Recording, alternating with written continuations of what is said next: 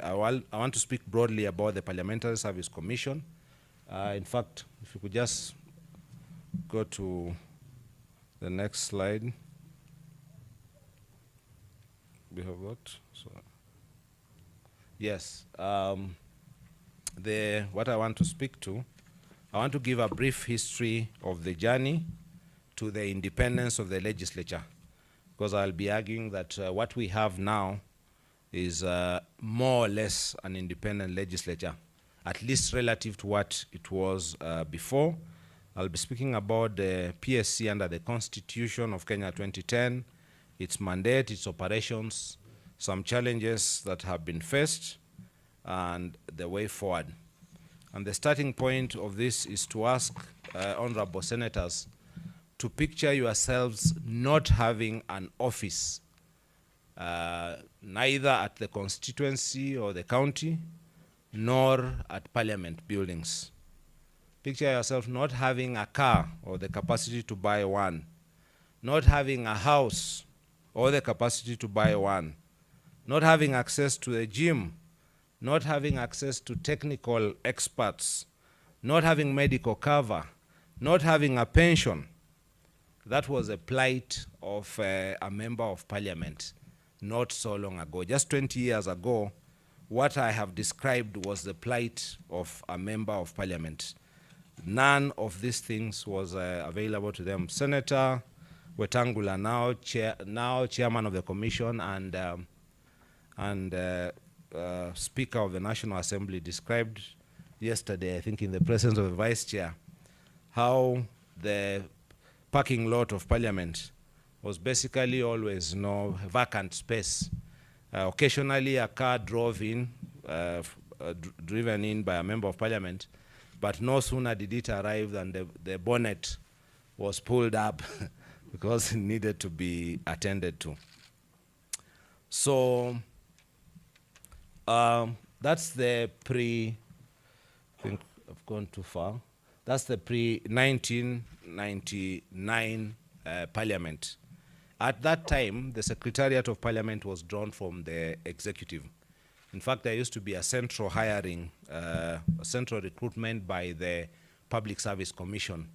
So they recruited when there was a recruitment, and you could then be sent to the Ministry of Agriculture or to the Ministry of Lands or to Parliament as one of the places you could be sent.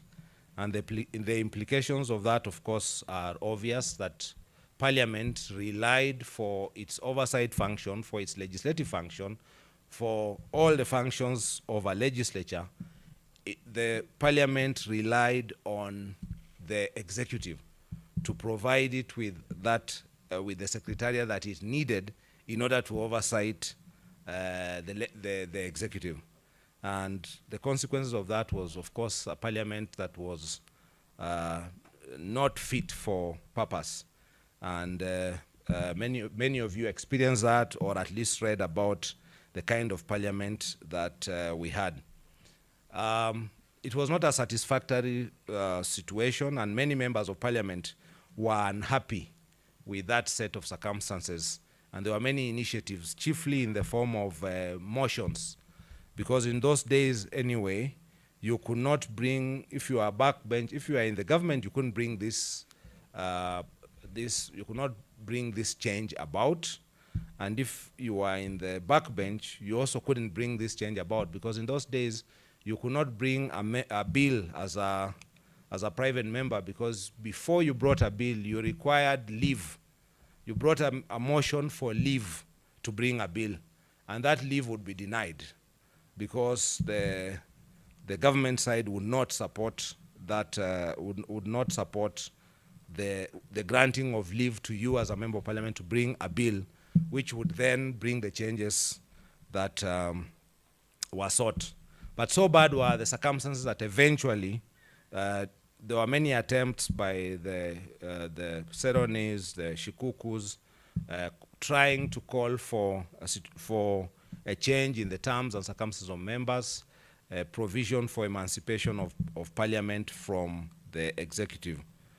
It's a long story, but eventually in 1999, circumstances, the situation was so bad that the preponderance now of the membership of parliament broadly agreed that the situation could not remain the same. And therefore, when the Honorable Loa Ringo brought a motion for leave to bring a bill to make a change to the constitution to emancipate parliament from the executive, that motion was actually passed. There was a lot of canvassing, and the government made every effort to have the motion not pass, but it did pass. And when it passed, the next hurdle was who drafts the bill. In those days, all bills were drafted by the Office of the Attorney General. And it's an interesting circumstance of history that when the Honorable Loa Ringo was then when the motion was then passed, he was asked to seek the help of the Office of the Attorney General for the drafting of the bill. And yours truly, then a young officer in the Office of the Attorney General, actually had the opportunity to be the drafter of that bill. So thank you. Thank you. Little knowing that in time to come, many years later, I would come to have this association with the Commission. Maybe further testimony that when you draft a bill, draft it or draft legislation for the most adverse situation, and if it finds you there, you should not be very uncomfortable. So, don't know whether I'm in the right place.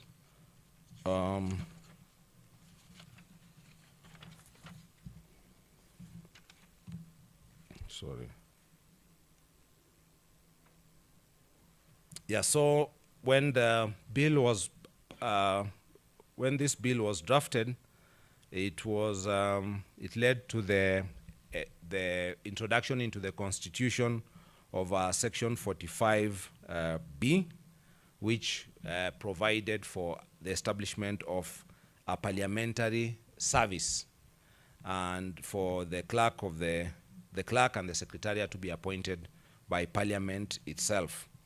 Now, when the new Constitution was and that effectively established the Parliamentary Service Commission. And when the new Constitution, now the Constitution that we have, was enacted, the Commission was then re-established under Article 127 of the Constitution. And it was also entrenched, as Senior Counsel said, in in Chapter 15. It's one of the Chapter 15 commissions. In terms of membership, the Commission has 10 members. The Speaker of the National Assembly as the chair, 7 members appointed by Parliament, of whom 4 are nominated equally from both houses by the party or coalition of parties forming the national government, and 3 are nominated by the parties not forming the national government, at least one of whom is to be nominated from each house, and at least one of whom shall be a woman. When we say, and now it seems to be broadly accepted in the Senate, that there should be an equality of numbers in the Commission, that equality by operation of the Constitution can only be achieved by the help of the party not forming government. So in the current situation, only the party not forming government can help the Senate to have an equal number of senators in the Commission, not the party form government, and that's because of the composition. So if you look at that composition, 4 nominated equally by the party forming government, and that's split between the 2 houses equally. So 2 men and 2 women from the party forming government. Then the 3 from the party not forming government, 1 must be from either house, but the other one is not allocated. So only the party or the parties not forming government can decide to have the one that's not allocated go into the Senate, so that we then have 4-4. Because the Speaker is from the Assembly. If the party forming government has a 2-2 from each house, then the Assembly has 3 and the Senate has 2. Then of the 3 that are left, if the party or parties not forming government have two of them from the Senate, then we have 4-4. And one from the National Assembly, then that leads to 4-4. But what has invariably happened is that the argument has been made that the National Assembly has more members. Therefore, at least for the parties not forming government, they always give the Assembly the two, and then they have one from the Senate. And if that happens, then it becomes 5-3 in favor of the National Assembly. I hope that that point is understood, because only the parties not forming government can help us to have 4-4 and therefore to have some form of parity. That's important because although it's an independent commission, although in practice members should serve in their personal capacity and impartially, when matters come that pit the two houses against one another, it is not thinkable that members of the Assembly will be more sympathetic to the Senate than to their house. Then, of course, we have one man and one woman appointed by Parliament from among persons who are experienced in public affairs but are not members of Parliament. The idea, at least when the Constitution was drafted, there was some exasperation by the public that at least the argument was made that the PSC was very self-serving. At some point, there was a proposal to scrap the Parliamentary Service Commission. So because it was felt that Parliament was so powerful anyway, it did not need a commission to take care of its affairs. It could take care of itself, and was in fact taking care of itself quite a bit, which explains some of the interventions like the SRC, which we will also speak to. So the idea was that we would need to infuse the public, one man and one woman who are not members of Parliament but are experienced in public affairs. As matters have played out, these have invariably been former members of Parliament. So again, kwa ground, vitu zimekuwa different. The Clerk of the Senate, by operation of the Constitution, is the Secretary of the Commission. Some people have argued that that was supposed to achieve some balance, to give the Speaker, the Chair of the Commission to the National Assembly, and the Secretary to the Senate. If that was the intention, I don't know whether that balance is a fair balance. I leave it to you to make the judgment, except to say, of course, that the Secretary is not a member of the Commission and certainly has no vote, but merely heads the Secretariat. The term of office of the commissioners, they serve up to the end of the term of the House in which they are appointed, but they continue until new commissioners are appointed, whereas the non-member commissioners serve for a renewable term of 6 years. The current commission is the 5th commission. It was sworn in 2018. It had 2 non-member commissioners, the Honorable Samuel Chepkonga, who has since resigned and was elected as a member for Enabkoi, and the Honorable Rachel Ameso, who will be speaking a little later. Upon the resignation of the Honorable Chepkonga, a vacancy was created, which has not yet been filled. So there are some interviews are impending for that position. To speak a little about the mandate of this commission is primarily the provision of services and facilities for ensuring the efficient and effective functioning of Parliament. It's also responsible for constituting offices in the parliamentary service and appointing and supervising office holders, preparing the estimates of expenditure for submission to the National Assembly, and exercising budgetary control over the service. Again, of course, that underlines the importance of having an equal number of commissioners for the Senate, because this is the commission that is responsible for presenting a budget to the National Assembly, again to the National Assembly, for passage by the National Assembly. So the importance of being able to have an equal say in that budget for both houses, which will then go to one house to determine for itself and for the other house is an important point to note. In terms of the operations of the Commission has 7 committees, and it operates, it receives and processes matters from a board of management. These committees are a committee on finance, which oversees the overall financial matters and funding for the Commission, a committee on members' welfare, which considers all matters relating to members' welfare, including remuneration, offices, staffing, constituency offices, and all that. This is very important, and the choice of Professor Senior Counsel Agenda. In fact, one of the observations I made when we were having the morning presentation is in terms of titles per capita. I think the Senate has the single greatest concentration of titles per capita. Senior Counsel, Governor, Senator, Governor. I think when you become a Senator, then Governor, then Senator again, I think that's Senator, Governor, Senator.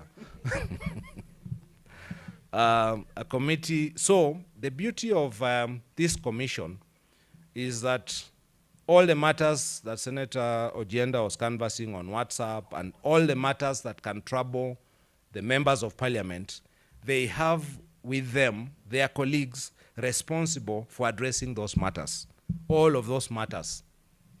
At least that was the case. It was until SRC came along. So SRC has somewhat interfered with that, as we shall see, but broadly, no one is in a position such as the one occupied by members to have among your colleagues the power to make a determination on all matters of which they themselves, along with yourselves, are challenged. Any challenge that you have, along with the commissioners themselves as members of parliament, you are able to have them address through the commission. And walking in is a former commissioner, Senator Julius Murgor. You may not know, actually served as a commissioner the last time he was in parliament before now. Then there's a committee on staff welfare, which is responsible for considering matters of appointments, promotions, discipline, all matters relating to staffing. A committee on tender and procurement, oversighting procurement within the service. A committee on security and development, which is responsible for projects, acquisitions, and refurbishments. A committee on information and public communication, in charge of managing the image of parliament and parliamentary outreach. And a committee on audit that has been chaired by the Honorable Ameso, which is responsible for the audit function in parliament. In addition, the commission also has a center for parliamentary studies and training and a board that oversights that training center. And the chair of the vice chair of the commission is the chair of that board. The commission is responsible for the parliamentary service. So we have the relationship between the commission and the parliamentary service is that of the Judicial Service Commission, where Senior Counsel was a member, and the Judicial Service, or the Public Service Commission and the Public Service. So the effect of the changes that were made to the Constitution was to remove the bureaucracy of Parliament from the mainstream public service and the Public Service Commission jurisdiction to be under to be a separate service serving Parliament, known as the Parliamentary Service, under the superintendence of the Parliamentary Service Commission. So that service, under Article 128 of the Constitution, it establishes the office of a clerk for each house, who are appointed by the Parliamentary Service Commission with the approval of the relevant house. And then the offices of these clerks and of the members of staff who serve these clerks are offices in the parliamentary service, the civil service of Parliament. Then there's an Act of Parliament, the Parliamentary Service Act, which makes further provision on the various aspects of the functioning of Parliament. This service, the parliamentary service, has a wide range of professionals offering technical and administrative services to Parliament. How we are organized, how the parliamentary service is structured, it has within it some 3 other services. So the parliamentary service has in it 3 services: a National Assembly service under the Clerk of the Assembly to serve the National Assembly, a Senate service under the Senate Clerk to serve the Senate, and what is described as a parliamentary joint services to provide services that cut across the two houses, and then the Center for Parliamentary Studies, which provides training and capacity building in the service. In terms of accounting, the clerk of each house is the accounting officer for purposes of that house. That was not always the case. At the start of, in 2010, at the start of the bicameral parliament, the clerk of the Senate, the secretary, was a single accounting officer for the entire service. But by amendments made by the National Assembly, the accounting officer for the National Assembly became the clerk of the Assembly. The accounting officer for the joint services became the Director General of the joint services, and the clerk of the Senate is the accounting officer for the Senate. This act, the Parliamentary Service Act, I said it was first enacted in the year 2000 following the Oloaringo constitutional amendment. At the advent of the new constitution, it was saved, but it was required to be updated and brought into sync with the new constitution. It was expected, it would be expected that such an enterprise would be undertaken by both houses. It was not. It in fact became a very controversial and very contested act. And among the confessions that were made earlier today, maybe this was going to be one of them. Eventually, this act was passed by only one house, by the National Assembly, to the bitter protestation by the Senate. Eventually, the act has been declared unconstitutional by both the High Court and the Court of Appeal, but they have fallen short of declaring in their final dispositions that it is annulled. So its status now, at least senior counsel perhaps would explain, as far as I am concerned, it is unclear, because both the High Court and the Court of Appeal have said that not having been passed by both houses, the Parliamentary Service Act is unconstitutional, but they have left it there. So that this Fourth Senate may consider how movement might be made from there. Let me say something about the achievements of the Commission, and I will be coming to an end very shortly. There is a strategic plan currently in place, 2019 to 2030, with 7 pillars covering various aspects of services and facilities to Parliament, a pillar of effective representation, a pillar of assisting to achieve legislation and oversight, excellence in service delivery, enhancing public trust, implementing an e-parliament. So you see gadgets in the chamber and iPads, and trying to reduce on paper, embracing green compliant parliament, providing modern facilities, secure working environment, all the way to sustaining the financial resource base. Access to information has been enhanced by this parliament. Now we take broadcasting of proceedings in the two houses to be routine.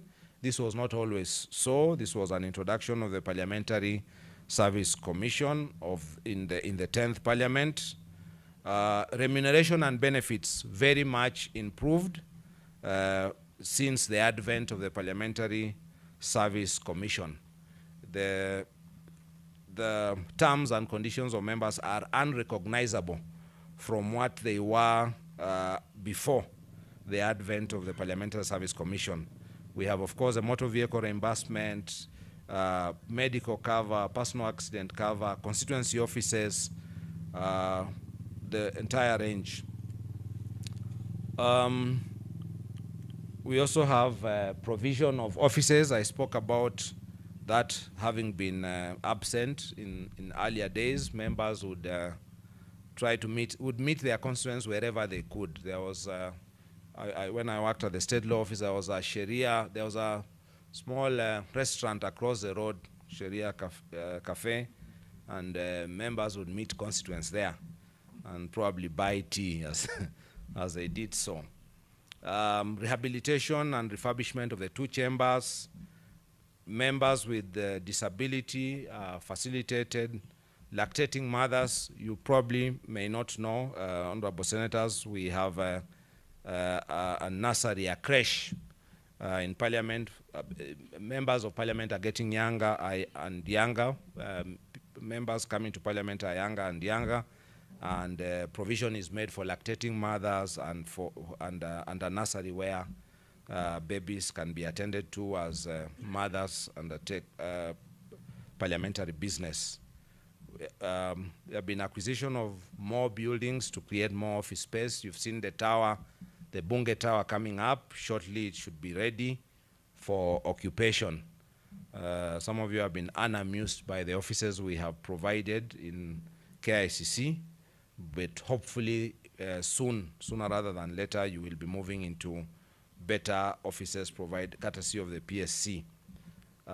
Mortgage and car loan facilities, some of that will be spoken to by the Vice Chair. We are even undertaking now a Center for Parliamentary Studies project, an ultra-modern center for training, but it also serves as a club, a place where former members of parliament can be can have a club where they can be going to a gym or to meet other members instead of the indignity of sitting in the lounge. Yes, the Honorable Onyonka, Senator Onyonka can recognize that. The indignity of sitting in the lounge and ambushing sitting members, and it has not been very good. So a dignified place is proposed by the Commission where members can meet, former members can meet and interact with dignity. There is an ongoing integrated security management system. If you go around Parliament, you will see a lot of works going on to enhance security of Parliament. The twin challenge of public access versus security is not just our challenge, it's a challenge of parliaments all over the world. On the one hand, it's a people's parliament, they have access, they must be able to come and meet their constituents and interact with legislative business, but on the other, the security challenges lack everywhere. There has been increased financing of parliament, particularly after the parliament became a budget-making parliament. There's capacity building now through the Center for Parliamentary Studies and Training. Then I want to speak a little now as I close at some challenges also. The first and most important challenge is the interplay of the mandates of the Commission and SRC.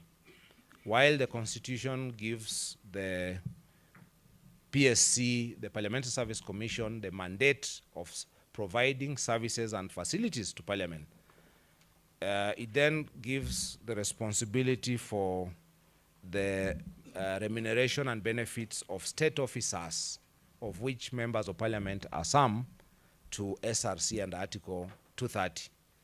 So you have an SRC that is expansionist and tries to claim as much territory as possible in the framework of the terminology, remuneration and benefits.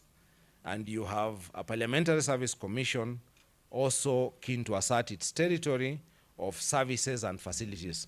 And you have a senior counsel, Ojenda, who has to defend the Commission in the assertion of what belongs to services and facilities versus what is remuneration and benefits. SRC says that the daily subsistence allowance, the per diem that is provided to you to come here or to go abroad and to stay in dignity and to come back is a benefit. We argue that that is not a benefit. We are basically just, we might as well not give you any money and just pay for all the facilities, and you are not benefiting. By sleeping somewhere last night and tonight and being able to attend here, it's not a benefit. We have facilitated you needed to sleep somewhere and then to come to the venue. But they argue that they have jurisdiction, that's a benefit. And that's what's been taking us through the courts on this and other matters. I've spoken about the unequal representation of the houses in the membership of the commission and how it is only Azimio that can deal with that on this occasion. House tensions and conflicts present the PSC with a dilemma. It serves both houses. If there's conflict, then it puts a challenge on the commission how it should deal with conflicts between the two houses. We have structural and organizational challenges.